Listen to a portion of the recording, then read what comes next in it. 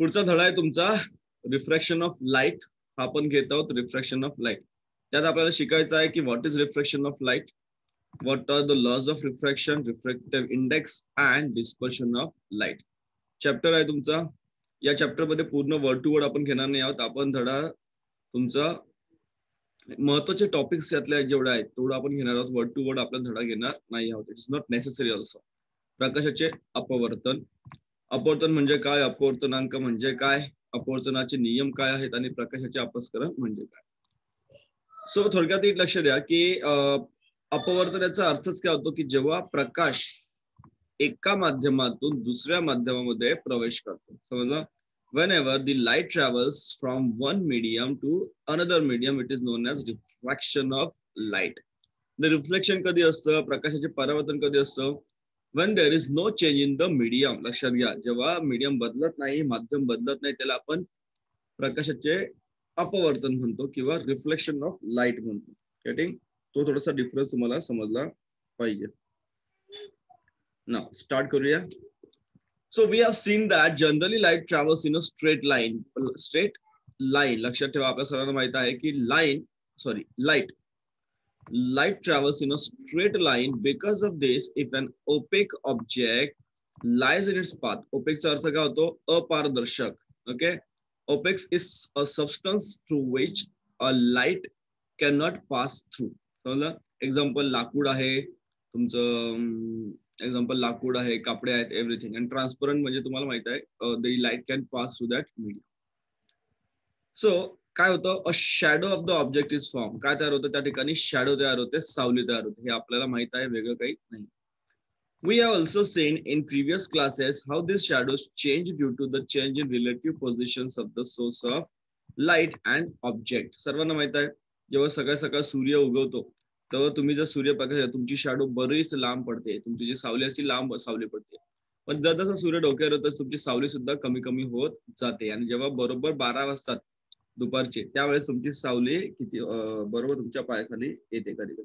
So there is a direct relationship between the source and the shadow, right? Source of the light and the shadow. If you have some problem like joining, so please join. होत चला, मी तुम्हाला सांगू लगेच join करतोय. Now, so but light can bend under some special circumstances as we see below.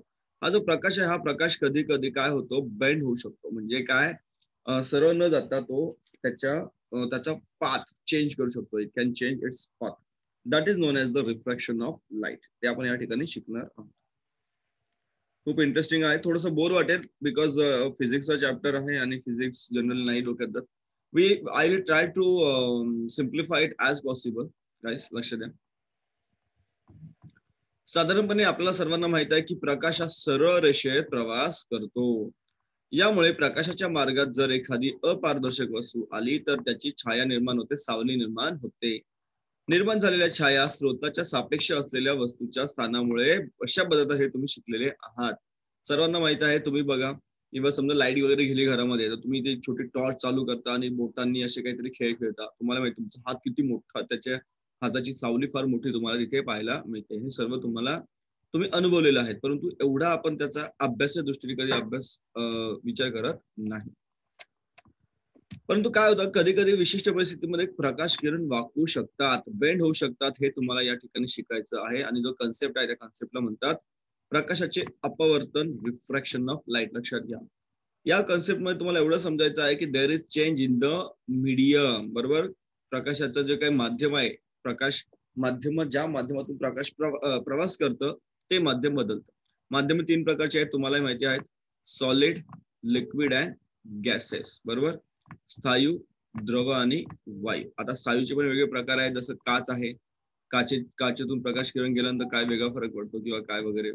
लिक्विडचे वेगळे प्रकार आहेत, जसं तुम्हाला वॉटर आहे, you have other liquids also, right. चला पुढे जाऊया. What is refraction of light. तुम्हाला जेवढं पॉसिबल होईल तेवढं मी सोपं करून सांगण्याचा प्रयत्न करेन. आणि what is important in the perspective of examination हे आपल्याला पाहायचं आहे. सो लक्ष द्या इकडे. There is a definition of refraction of light. तुम्हाला एक प्रयोग दिलेला आहे, तो प्रयोग पुढे मी सांगणार तुम्हाला काय आहे ते. देयर इज अ बघा, दिस इज युअर ऍक्च्युअल तुमचा प्रयोग आहे. This is the practical you are doing actually in the school. हा तुम्हाला शाळेत करायचा आहे. Unfortunately your schools are not opening किंवा नाही होते, त्यामुळे you are facing many problem. Don't worry, मी तुम्हाला सांगतो प्रयोग काय आहे. तो सोपा प्रयोग आहे. So what is the definition of reflection of light? Light changes its direction when going from one transparent medium to another transparent medium. This is called refraction of light. काय डेफिनेशन आहे? डेफिनेशन मार्क करून ठेवा. What is the definition guys? Definition mark करून ठेवा. तुम्हाला definition विचारतात परीक्षेला. Reflection of light. ज्या वेळेस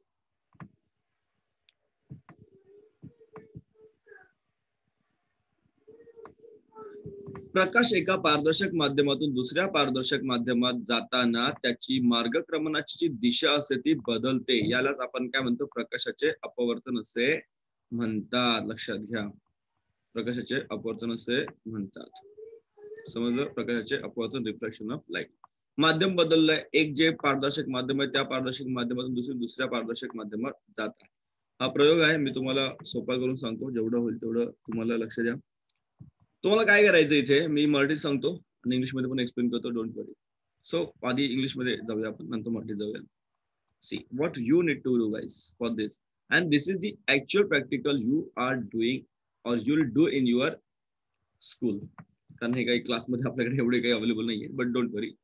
C what you need to do guys. तुम्हाला बघा, हा काय एक ग्लास आहे. दिस इज व्हॉट तुम्हाला दिसतो PQRS. This is the solid glass. हे काय येतं? सॉलिड ग्लास आहे. लक्षात, ग्लास स्लॅब म्हणतात त्याला. एक असं तुमची माचीस कशी असते, माचीस तसं थोडीशी मोठी माचीस, जी मोठी 5 रुपयाला एक माचीस मिळते, त्या प्रकारचा एक सॉलिड असा पूर्ण सॉलिड काच असते, त्याला म्हणतात ग्लास स्लॅब. ठीक आहे. Now what you need to do guys, तुम्हाला ग्लास स्लॅब ठेवायचा आहे and you have to put the border around that slab. Glass slab पूर्ण चौकोनी असा ग्लास स्लॅब असतो काचेचा. You might have seen also.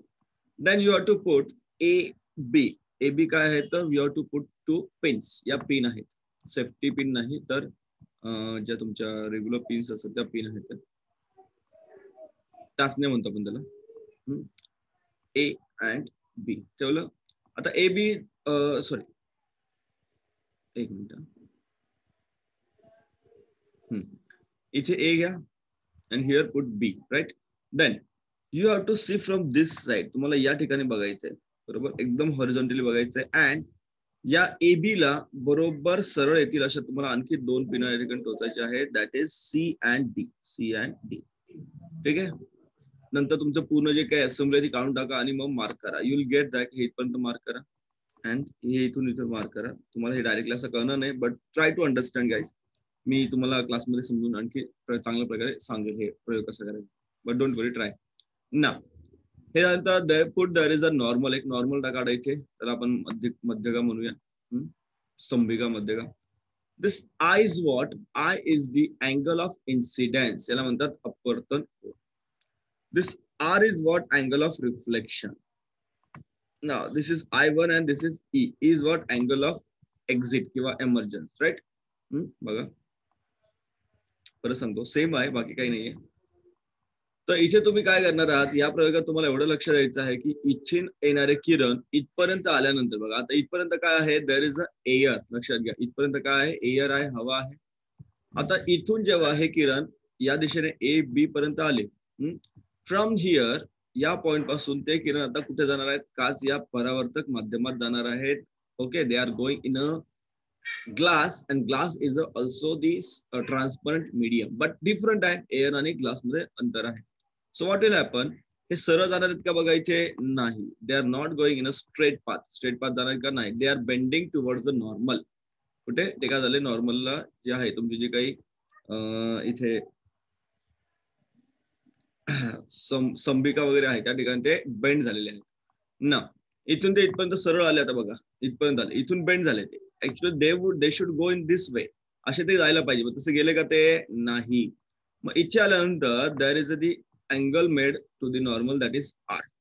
Then इथपर्यंत त्यांचा पाथ स्ट्रेट होता, right? N to E, sorry N to M, the path is same. but after this point M, what happens? काच आहे, आता काचेतून परत ते हवेमध्ये चालले, म्हणजे they are changing the medium of travel. Okay, त्यांचा प्रवासाचे जे माध्यम आहे ते बदलत आहेत. देअरफॉर इथून सुद्धा त्यांचा वेग, त्यांचा काय होणार, त्यांचा जो दिशा आहे ती बदलणार. बघा ना, हे स्ट्रेट असे जायला पाहिजे, तसे जातात का ते? नाही. They R moving away from the normal. त्यांच्या जे स्तंभिका आहे त्याच्यापासून ते दूर चाललेले आहे. बरोबर, बघा ना, हे इकडच्या दिशेने चाललेले आहे. Right, CD direction. देअरफॉर तुम्हाला महत्वाच्या गोष्टी कोणत्या त्याच्यामध्ये? What are the important things guys? I म्हणजे काय, आर म्हणजे काय, अँड ई म्हणजे काय, ते तुम्हाला आता सांगतो पुढे. Yes, now what do you get here? बघा, याच्यात तुम्हाला कळेल. Angle of incidence is equal to angle of refraction. काय सांगू तुम्हाला? Angle of incidence is equal to angle of refraction. Getting? Incident ray A बघा, incident ray आणि refracted ray, and this I is what? I is the angle of incident and R is angle of refraction. They are equal. लक्षात घ्या, they are equal. ते काय equal आहेत. जास्त डोक्यात, जास्त खूप डीप मध्ये जायची आवश्यकता नाहीये. What are the important things we are taking? काही मुलांचे कंटिन्यू नेटवर्क जातात, का जातं कळत नाही. दिवसभर त्या मोबाईलला जीव घेतल्यानंतर ते मोबाईल तुम्हाला डेटा देणार की नाही, म्हणजे संध्याकाळपर्यंत. तर नियम काय आहेत? सॉरी, आपण बघा इकडे. आपत्ती किरण आहे, आय आहे आणि आर आहे. आय म्हणजे तुमचा आहे आपत्ती कोन आणि आर म्हणजे तुमचा अपवर्तित. ठीक आहे, परत घेतो बघा.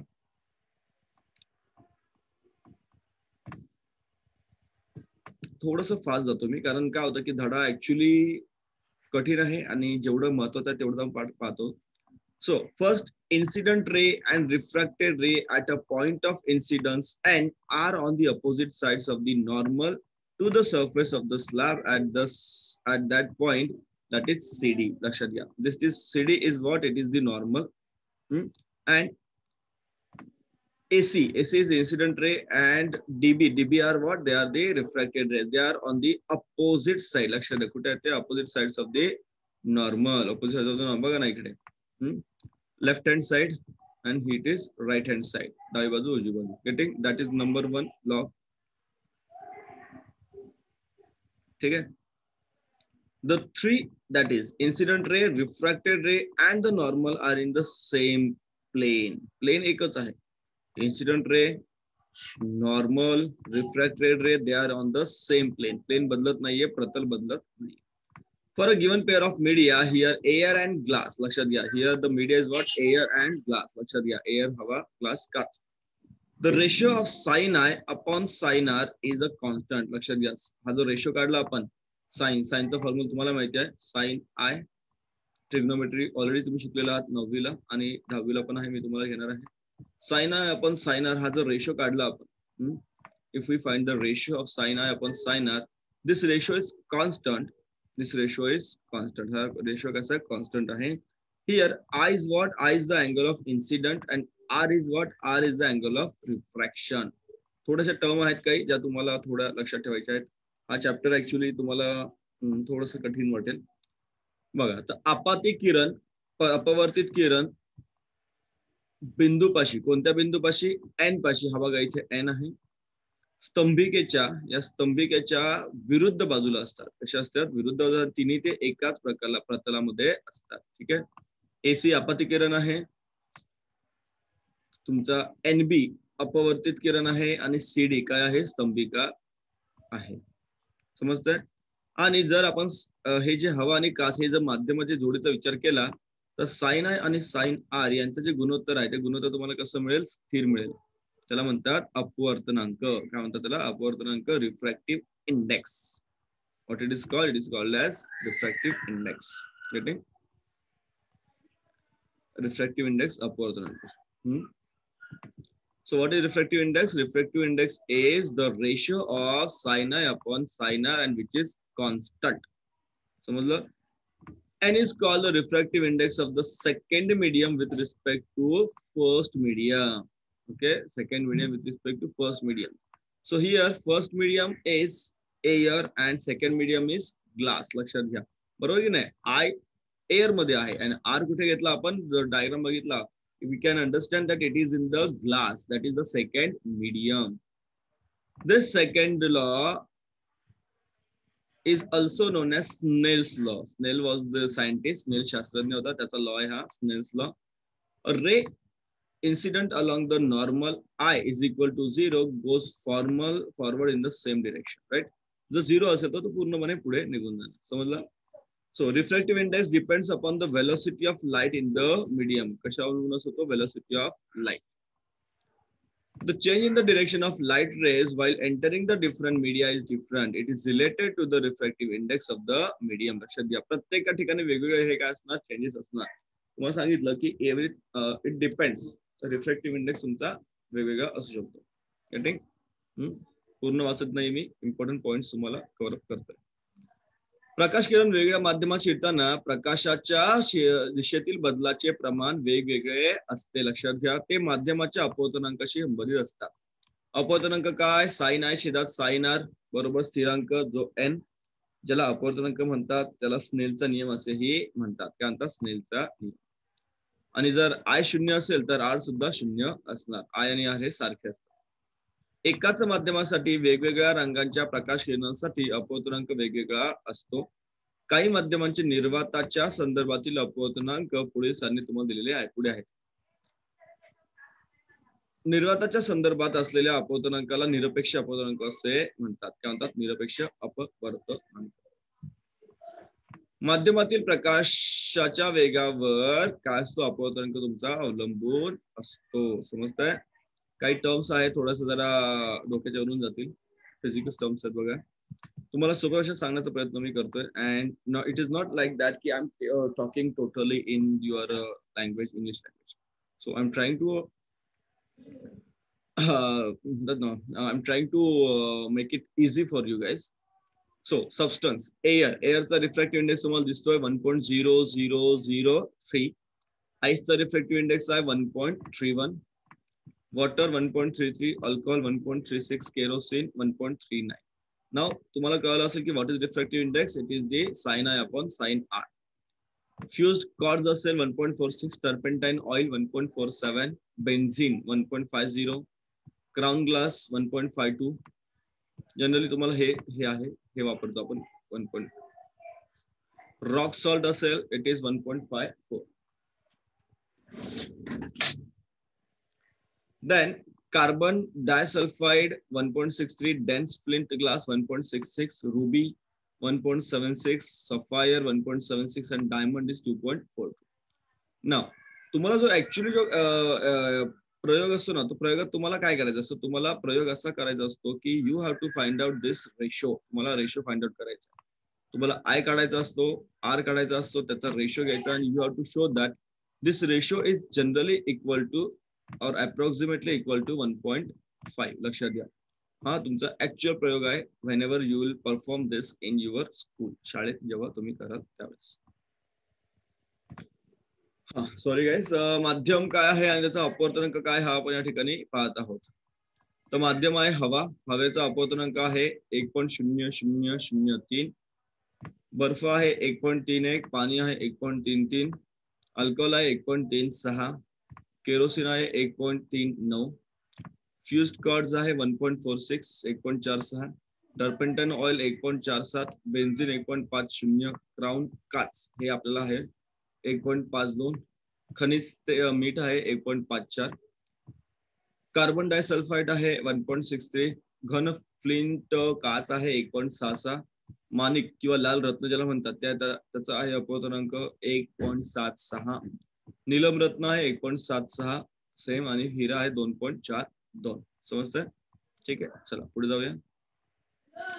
वर्ड टू वर्ड नाही घेते आपण, लक्षात घ्या. सेम वे तुम्हाला दिलेला आहे. रिफ्रॅक्टिव्ह इंडेक्सचा फॉर्म्युला तुम्हाला दिलेला आहे. Velocity of light in medium 1 upon velocity of light in medium 2. हा फॉर्म्युला बघा तुम्हाला इथे. This is useful for solving the problems. V म्हणजे V1 V2 दिले तुम्हाला. V1 is the velocity of light in medium 1 upon velocity of light in medium 2, right? आणि हा दिला refractive index of medium 1 with respect to medium 2. Okay, परत सांगतो. थोडा जरा चॅप्टर तुमचा थोडा डिफिकल्ट असल्यामुळे मी खूप प्रयत्न करून तुम्हाला कव्हर अप करतो सोबत सांगायचं. काय दिलं तुम्हाला बघायचे तर अपवर्तनांक म्हणजे हे सूत्र आपल्याकडे चिन्ह आहे अपवर्तनांकाचं. V1 म्हणजे काय, पहिल्या माध्यमातील प्रकाशाचा वेग. पहिलं माध्यम कोणतं होतं, हवा, एअर. दुसऱ्या माध्यमातील प्रकाशाचा वेग, दुसरं माध्यम काय होतं, काच, ग्लास, राईट. आणि हा फॉर्म्युला आपल्याला ठिकाणी मिळालेला आहे. याचं म्हणणं काय आहे, याचं म्हणणं आहे दुसऱ्या माध्यमाच्या संदर्भात पहिल्या माध्यमाचा अपवर्तनांक, पहिल्या माध्यमाचा अपवर्तनांक V2/V1, राईट. हे दिलेलं बघा, जनरल तुम्हाला या ठिकाणी कळेल. हा परीक्षेला प्रश्न बऱ्याच वेळा येतात, ही डायग्राम दाखवतात आणि तुम्हाला विचारतात की नेमकं ह्याची खाली रेड मध्ये ते विचारतात परीक्षेला तुम्हाला what it is actually. So if there is a rarer medium and denser medium, rarer medium and denser medium, rarer म्हणजे विरळ, denser म्हणजे दाट, right. I is greater than R. बघा, when a light ray passes from a rarer medium to a denser medium, it bends towards the normal. It bends towards the normal. आपण या ठिकाणी पाहिलं होतं काचेमध्ये. Then when a light ray passes from a denser medium to a rarer medium, तसं काचेतून प्रकाशकिरण बाहेर पडताना they move away from the normal, they bend away from the normal. मग हे दोन्ही पहिले A आणि B आपण या ठिकाणी पाहिलं. And the third one is what? Third one is what? When a light ray is incident normally at the boundary between the two media, बरोबर boundary वर आले, then there is no change in its the direction and hence does not get reflected. Refracted. It does not get refracted.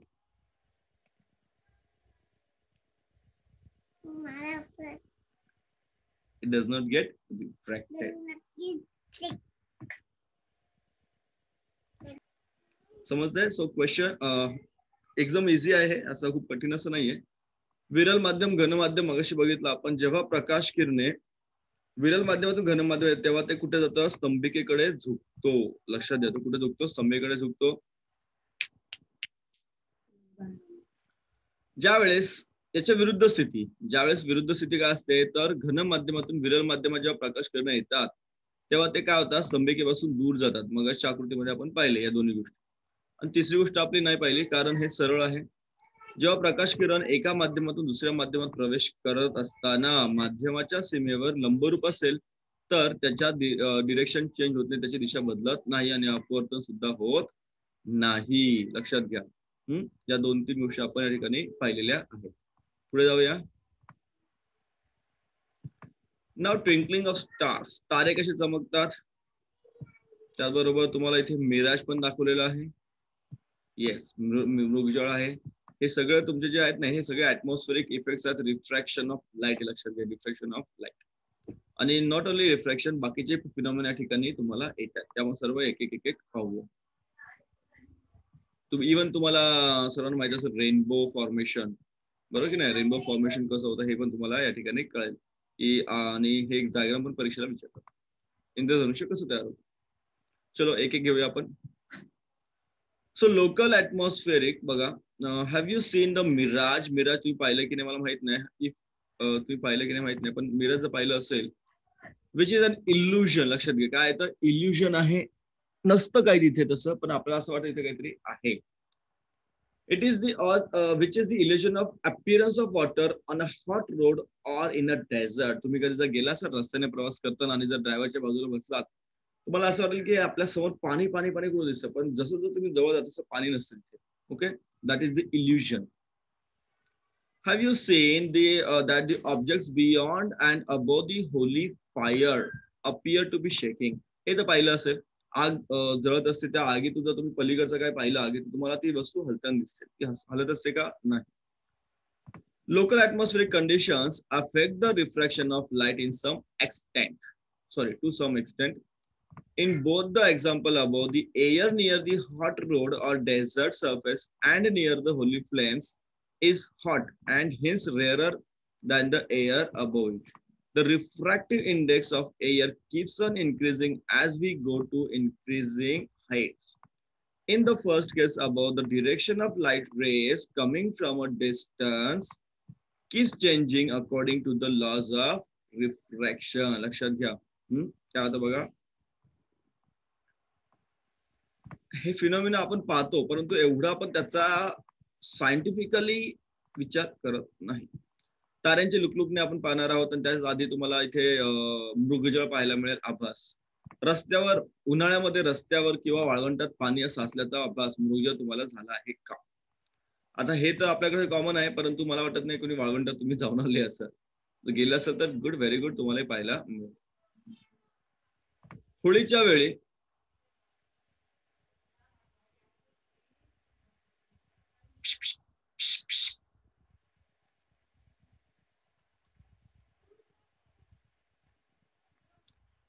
ज्वालांच्या पलीकडील काही वस्तू हलताना तुम्ही पाहिले असेल. असे का घडते? काय होतं असं? तर स्थानिक वातावरणाच्या प्रकाशाच्या अपवर्तनांकावर थोड्या प्रमाणात परिणाम होत असतो. हे जे वरची दोन्ही उदाहरणं तुम्हाला दिलेली आहेत, रस्त्याजवळ किंवा वाळवंटाच्या पृष्ठभागावरील तसेच ज्वालांवरील हवा गरम असल्याने विरल असते व तिचा अपवर्तनांक कमी असतो. उंचीप्रमाणे काय होतं? विरलता कमी कमी होत जाते व अपवर्तनांक वाढत जातो आणि त्यामुळे काय होतं? या बदलामुळे अपवर्तनाच्या नियमाप्रमाणे प्रकाश दिशा सतत बदलत असते आणि तुम्हाला ती वस्तू हल्ल्यासारखी वाटते. तुम्हाला असं वाटतं ठिकाणी पाणी आहे पण पाणीवर काही नसतं. बघा, हे तुम्हाला आणखी एक आकृती दिली आणि आकृती परीक्षेला विचारता तुम्हाला काढण्यासाठी मृगजळची आकृती काढा. परीक्षेला प्रश्न येतो. सोपी आकृती आहे, काढून ठेवा किंवा त्याची प्रॅक्टिस करा. खूप सोपं आहे ते. बघ काय आहे सांगतो तुम्हाला.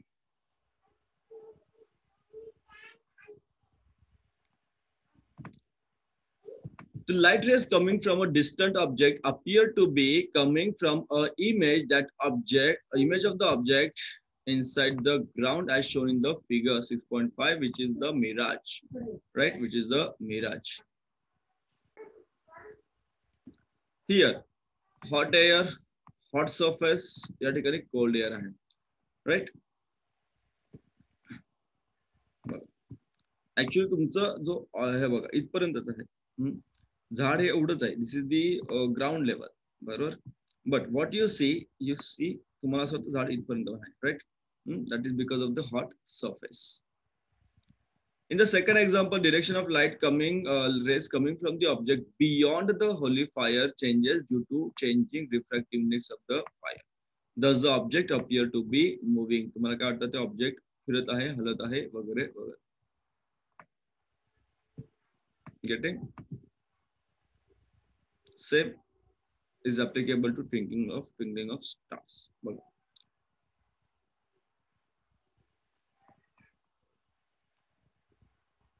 ही आकृती बघा, तुम्हाला या ठिकाणी कळेल थंड हवा, त्याचबरोबर उष्ण हवा आणि उष्ण भूभाग. दूरवरील वस्तूवरून येणारे प्रकाश किरण त्या वस्तूच्या जमिनीत असलेल्या प्रतिमेकडून आल्यासारखे तुम्हाला भासतात. यालाच मृगजळ असे म्हणतात. तुम्ही या ठिकाणी आहात, तुम्हाला वाटतं इथून हे प्रकाश किरण आलेले आहेत, पण ते इथून येत असतात का? ते नाही, ते इथून येत असतात.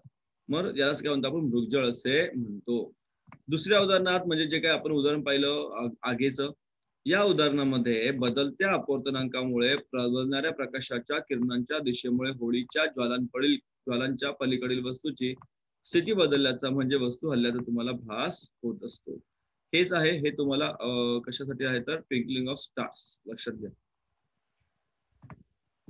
So effects of atmospheric conditions on refraction of light can be seen in the twinkling of stars. तारे लुकलुकतात, they twinkle.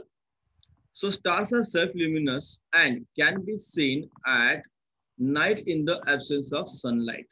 They appear to be point sources because of their being at a very large distance from us. As the density of air increases with lowering height above the surface of the earth, the refractive index also increases. Starlight coming towards us travel from rarer medium to denser medium and constantly bend towards the normal. This makes the star appear to be higher in the sky as compared to its actual position as shown in the figure. Right? Stars असं वाटतं खूप उंच आहेत, परंतु ते त्याच्या एवढे उंच ते नसतात. Right. If you see guys, the real position of the stars is here. Real position of the stars is here. ते इथे आहेत. But what you see, this is the apparent position and we are here on the earth. And this are the atmospheric rays. ते प्रत्येक वेळेस bend होत जातात बघा ना. इकडे येतात, बेंड होतात, पुढे आले, परत बेंड झाले, परत आले, बेंड झाले. Right. Because of the change in the medium. Right. This is the apparent position of the star and this is where actually star is. Star कुठे असतो, तारा कुठे असतो, इथे असतात. Therefore you feel like twinkling. You feel that the stars are twinkling. एक minute.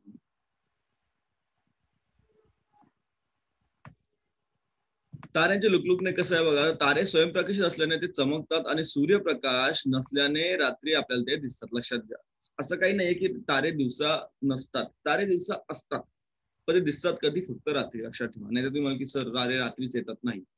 They are present in the day also. They are present in the day also. But they are not visible because of the sunlight. सूर्यामुळे ते दिसत नाही. सूर्य रात्री नसतो म्हणून ते आपल्याला रात्री दिसतात. तारे आपल्यापासून खूप दूर अंतरावर असल्याने ते प्रकाशाचे बिंदू स्रोत असल्याचे जाणवतात.